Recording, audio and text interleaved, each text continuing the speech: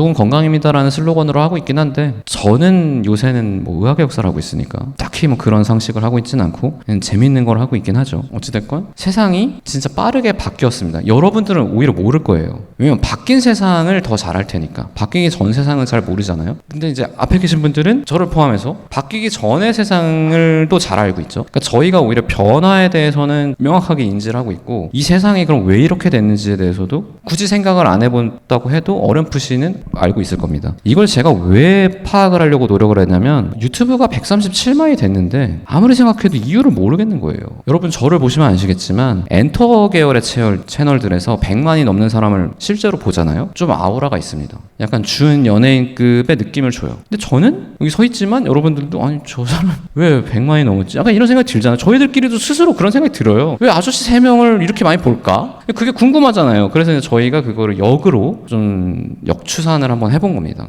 봤더니 일단 저희가 옛날에는 뒤에 있는 CRT 모니터 이런 컴퓨터를 썼습니다. 사실 이것도 비싸가지고 집집마다 있지는 않았어요. 부잣집 놀러가면 있고 뭐 이거 샀다 그러면 애들 막 부러워하고 그러다가 지금은 다 모바일 폰을 쓰고 있죠. 이게 실제로 통계적으로도 컴퓨터의 출하량은 점점 줄고 있고요. 모바일 폰은 계속 늘고 있습니다. 심지어 그 모바일 폰도 이제는 보급될 만큼 다 보급이 돼가지고 그 성장량 자체는 좀 줄었어요. 옛날만큼 사람들이 플래그십 핸드폰을 2년마다 바꾸지도 않고 왜냐면 워낙 지금 나와 있는 것도 충분히 좋으니까. 그래서 보면은 우리나라 인구가 5,100만인데 5천만 정도가 있거든요. 핸드폰이. 그럼 어린애들은 안 쓸 테니까 투폰을 쓰고 있는 사람들도 있는 거죠. 그래가지고 이제 그냥 보편화된 겁니다. 근데 옛날엔 아니었어요. 혹시 이거 싸이월드랑 네이트원 아시는 분 계신가요? 아니 어떻게 알지? 앞에 분들은 당연히 알지만 뒤에 분들은 어떻게 하는 거죠? 이게 이제 PC 시절의 인스타그램, 페이스북 이런 거고요. 네이트원은 PC 시절의 카카오톡입니다. 근데 이게 진짜 우리나라를 지배했었어요. 특히 미니홈피 같은 경우는 이게 투데이가 떠요. 방문객이. 그럼 반에서 좀 인기가 있는 애는 몇백 개가 뜨고 아싸야 내가. 그럼 보통 1위 뜹니다. 왜냐면 내가 로그인 안 하고 눌렀을 때 1위 잡히고 로그인하면 계속 1위야 하루 종일. 그래서 막 이것 때문에 상처받고 그런 기억도 있는데 이게 이제 모바일로 스마트폰으로 넘어오면서 정말 너무나 빠르게 대체가 됐거든요. 아마 제 생각에는 싸이월드나 네이트원이 앱을 만들고 성공적으로 모바일로 이식만 했다면 지금 잊혀지지 않았을 거예요. 우리나라는 어쩌면 약간 KSNS를 사용하고 있었을 수도 있습니다. 근데 그러지 못했죠. 그러니까 이유를 생각해보면 당연합니다. 아까 그 미니홈피는 팔로워를 1촌 신청이라고 하거든요. 1촌 신청을 누가 나한테 했어. 그럼 집에 가서 확인해야 됩니다. 여기서는 안 돼요. 근데 페이스북은 바로 할 수 있잖아요. 누가 뭐 피드를 올렸어. 그럼 바로 볼 수 있잖아요. 그러니까 편의성에서 상대가 안 되는 거죠. 카카오톡은 더하죠. 네이트원은 집에 가야 채팅을 할 수가 있는데 얘는 돌아다니면서 할 수가 있으니까 비교가 안 되죠. 빠르게 대체가 됩니다. 근데 이마저도 통신이 빨라지면서 조금 대세가 바뀌는데 페이스북은 이제 아무래도 통신 모바일폰 되게 초창기에 나왔던 매체다 보니까 글 위주로 소창을 해요. 그래서 여러분들이 이제 만약에 현장에 나가셔가지고 인스타그램을 깔았어요. 근데 페이스북도 보통 같이 깔려요. 왜냐면 같은 회사 거니까. 그래서 연동을 했어. 그러면 페이스북에는 보통 친구 추천으로 뜨는 분이 우리 위에 분들, 어르신들이 뜹니다. 왜냐면 이제 글로 소통을 했었으니까. 근데 이 통신이 빨라지면서는 사진으로 소통하는 게 훨씬 직관적이죠. 그래서 인스타그램의 시대가 옵니다. 근데 여기서 더 빨라지고 또 와이파이가 전국에 많이 깔리게 되면서 데이터 부담이 줄어드니까 영상으로 소통하는 게 뜹니다. 그게 유튜브예요. 그래서 이거를 보시면은 유튜브가 SNS랑 묶여 있잖아요. 이렇게 접근을 하셔야 됩니다.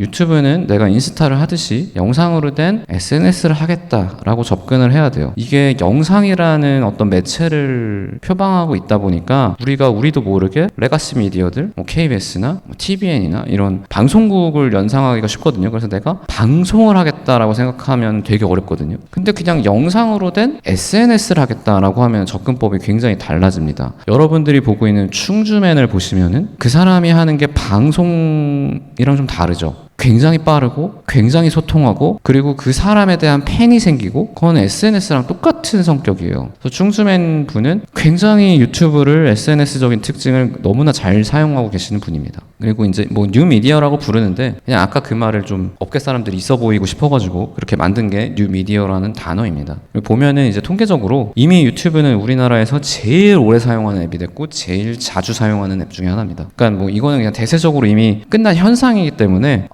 나는 그래도 유튜브 거부하겠어요. 이건 좀 의미가 없어요. 내가 나를 알리고 싶다라고 하면은 사실은 유튜브가 가장 효과적입니다. 그리고 이거를 더 가속화시킨 게 코로나죠. 개인적으로 코로나 때 공무원분들이 진짜 고생을 엄청나게 쿨하게 하셨고, 저는 오산병원에 있는 코로나 전담병원에서 2주 동안 진료를 한 적이 있거든요. 봉사 개념으로. 그때 좀 알았어요. 아, 우리나라가 행정체계가 진짜 정교하구나. 우리나라 공무원분들이 굉장히 사실은 어떻게 보면 의료인이 아닌데 그분들이 이렇게 역학조사해서 환자를 보내는 걸 보면은 우리나라가 확실히 국토가 좁은 게 나쁘기만 한 건 아니다. 행정체계가 이렇게 정교하게 그물망처럼 뻗어 있고 공무원들이 태만하지 않고 이렇게 해주는 게 좀 고맙다라는 생각이 들었거든요. 근데 이제 그런 걸 거치면서 번외로 유튜브가 엄청나게 비대면이라는 영상으로 소통하는 게 더 활성화됐죠. 이제는 뭐 뉴노멀이라는 말은 좀 식상해져 버렸고, 그래서 이제 디지털 트랜스폼이 돼버렸는데 여기서 조금 좌절하실 수도 있어요. 왜냐면 인스타그램 스타들, 인플루언서들을 보면은 어떻습니까? 보통 잘생기고 이쁘죠. 그게 사진으로 소통할 때는 잘생기고 이쁜 거 이기기 어려워요. 왜냐면 누가 봐도 잘생긴 사람 사진을 더 보고 싶고 이쁜 사람 사진을 더 보고 싶잖아요. 그래서 여러분들이 만약에 이 강연장에 유튜버가 아니라 인플루언서를 부르잖아요. 그럼 느낌이 되게 다릅니다. 그분들은 좀 준 연예인 같은 느낌이 나요. 근데 저는 그렇지 않죠. 그게 다행히도 사진의 시대에서 영상으로 넘어오니까 단순히 잘생기고 이쁜 것만으로는 사람을 5분 10분 끌어들일 수가 없어요. 물론 이제 뭐 차은우다 그러면 5분 10분이 뭐야, 뭐 켜놓고 까먹어도 그냥 사람들이 보죠. 사실 그렇죠. 그냥 고윤정이요, 보겠죠. 근데 그 정도는 거의 없잖아. 그래서 그러다 보니까 여러분들 아마 많이 아실 거예요. 몇 년 전부터 이제 유튜브에서 기존의 레가시 미디어에서 원래 활동했지만 주목을 못 받았던 코미디언들이 만든 엔터 채널들이 진짜 유튜브 판을 다 쓸었었거든요. 지금도 잘 나가고 있고, 왜냐하면 5분 10분 이상 사람을 끌어들이려면 재미가 있어야 됩니다.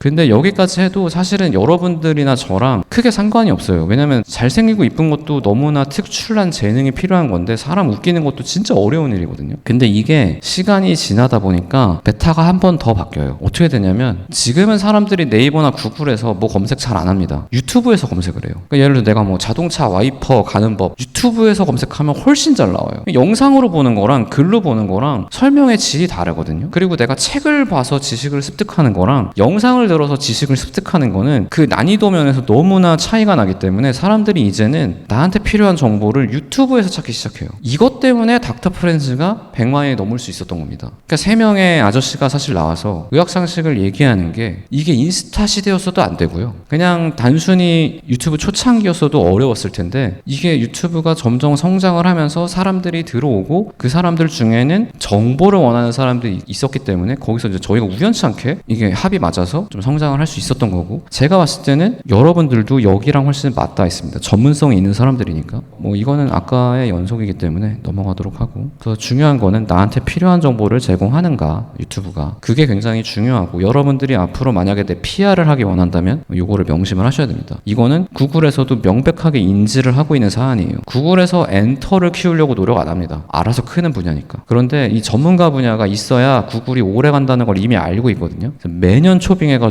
매년 알려주고, 알게 모르게 알고리즘이 전문가 채널로 인식이 되면 더 밀어줘요. 그런 것들이 있습니다. 그럼 이제 어떻게 제작할 것인가? 여러분들 중에 발령을 났는데 굉장히 황당한 일을 겪을 수도 있습니다. 갑자기 유튜브 한번 만들어보지. 젊으니까. 젊은 거랑 유튜브 만드는 거랑 별로 상관없거든요. 근데 이제 윗분들은 그렇게 생각할 수 있으니까, 그래서 그렇게 됐거나 혹은 내가 내 의지에 의해서 유튜브를 만들게 됐을 때 어떻게 할 것인가. 일단 뭐 여러분들은 시청자 입장에서 아마 되게 잘 알 겁니다. 썸네일에 무언가 알려주겠다고 해서 들어갔는데 인사하고 뭐 소개하고 뭐 주구장창 뭐 오늘 날씨 얘기하고 막 이러면 다 뒤로 가기 누르죠. 그러니까 유튜브는 본론으로 빨리 들어가면 들어갈수록 유리합니다. 왜냐면 사람들이 기존의 방송이랑 다르거든요. 하기로 했으면 빨리 해줘야 돼. 내가 기다리지 않아요. 마음가짐 자체가 아예 다릅니다. 이거는 같은 영상이라 그래도 드라마랑 영화도 사람들이 받아들이는 마음이 다르거든요. 영화는 우리가 비일상을 보러 가는 거고, 드라마는 일상 속의 비일상을 보러 가는 거고, 유튜브는 그냥 일상을 보러 가는 거기 때문에 참아주지 않아요. 이거를 굉장히 명심을 하셔야 됩니다. 그래서 이제 컨텐츠 채널을 만약에 내가 만든다, 아까 그걸 명심하면서 채널의 허브, 정체성을 결정해야 됩니다. 내가 어떤 주제를 정했으면은 그 주제에 대해서 충분히 얘기해야 돼요. 자꾸 막 요새 이거 하면 조회수 나온다던데, 이거 하면 조회수 나온다던데, 이러면 절대 안 됩니다. 그러면 어떤 영상 하나가 떠서 사람들이 내 채널에 들어와도 다른 영상은 내가 봤던 거랑 다르네, 그럼 구도국으로 연결이 전혀 안 돼요. 그래서 이거는 정체성을 가진 허브를 가져가야 되고, 그러면서도 이제 히어로 콘텐츠가 하나씩 있어야 됩니다. 저희의 예를 들면은 이제 의학상식만 얘기하면 사실 뭐 당뇨에 대해서 얘기한다. 당뇨가 없는 사람은 재미가 없잖아요. 안 볼 거 아니에요. 물론 이제 겁을 주면 좀 20대 방심할 수 없다, 뭐 이렇게 하면 좀 여러분들도 볼 가능성이 있겠지만 재밌어서 보진 않겠죠. 근데 이제 의사가 보는 의학 드라마 이러면 나도 이 드라마 보고 있는데 쟤네들은 어떻게 볼까? 궁금해질 수 있고, 의사가 플레이하는 의학 게임, 이거는 어떻게 될까? 약간 이런 히어로 콘텐츠들. 이 히어로 콘텐츠는 조회수를 늘리고 구독자의 유입을 늘리면서 동시에 허브랑 연관이 있어야 됩니다. 그러면서 더 중요한 게 뭐냐면 헬로, SNS잖아요. 구독자랑 소통을 할 수 있는 영상이나 다른 수단이 있어야 돼요.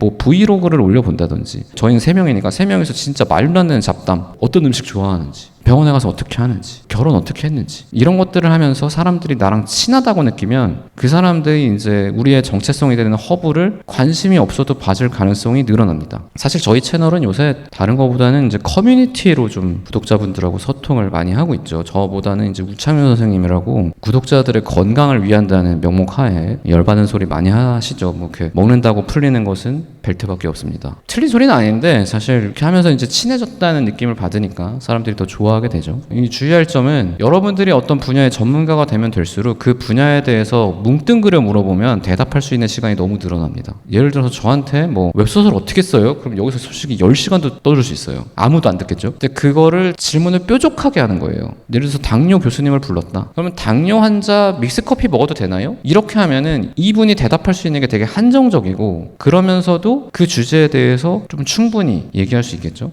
그런 영상으로 쪼개서 만드는 게 중요하고, 또 하나는 너무 배수의 진을 치면 안 된다. 여러분의 본업은 공무원이라는 거를 무조건 인지를 하셔야 됩니다. 그러니까 이게 유튜브를 하면서 너무 품을 많이 들이잖아요. 그럼 되게 빨리 지치고 막 편집하는데 막 영혼을 갈아 넣었어. 금방 못하게 됩니다. 그냥 적당히 친구들하고 뭐 약간 노는 거 대신할 수 있는 취미 정도로 시작을 해야 오래 할 수 있고, 정말 내 퀄리티가 뭐 좀 넘사가 아닌 이상은 6개월 이상 해야 알고리즘이 밀어주거든요. 그거 2개를 저는 항상 말씀을 드리고, 번외로 하나 더 드리자면은 유튜브로 큰 돈을 벌 수도 있어요. 사실 뭐 한때 유튜버들이 막 이만큼 번다 했었죠. 지금 다시 그 채널들 보면은 딱히 그렇지 않은 겁니다. 유튜브는 엔터도 사실 돈을 많이 벌기는 어렵고, 이런 지식 전달 채널은 더 어려워요. 지금 지식 전달 채널에서 거의 뭐 압도적으로 원탑을 달리는 게 과학을 보다 같은 채널인데, 보다도 책, 강연, 뭐 이런 이제 원래 있던 전문가분들의 어떤 브랜드를 만들어서 그걸로 이윤을 창출하지, 유튜브 영상 자체로는 좀 어렵습니다. 그러니까